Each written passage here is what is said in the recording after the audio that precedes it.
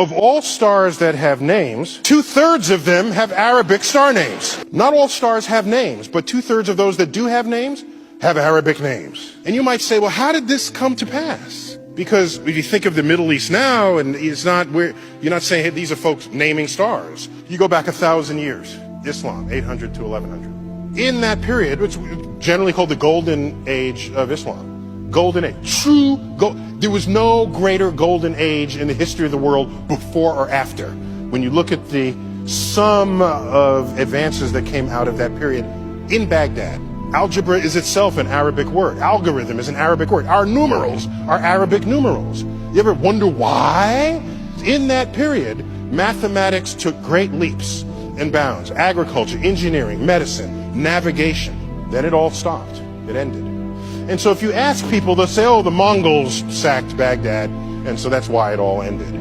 If that were the only force operating, then later, when the Islamic culture rose, you would still see this tradition of scientific innovation.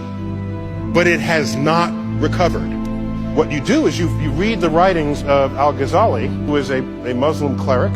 What he did was he taught you how to be a good Muslim.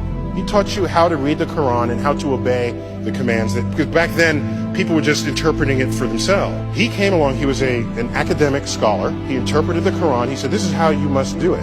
First has social influence and then political and cultural influence. And basically his interpretation took over. And in that interpretation, it included the perspective that the manipulation of numbers is the work of the devil. This cuts the kneecaps out of any mathematical advances that would unfold. Math is the language of the universe. If you take that out of your personal equation, you no longer contribute to the advance of human understanding of that universe.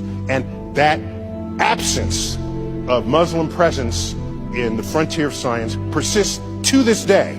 Take a look at the Nobel Prize from 1900 to 2010. There are 15 million Jews, 25% of the Nobel Prizes. There's 1.3 billion Muslims in the world. These are the numbers. I lose sleep at night with the question, how many secrets of the universe lay undiscovered? Because 1.3 billion people who in an ancestral time would have participated in this enterprise and are now not. That's what I think of as a scientist. Whole populations. By the way, there are other populations that never contributed. I'm not going to them and blaming them. I'm talking about a population that already did contribute. It's in the cultural heritage already.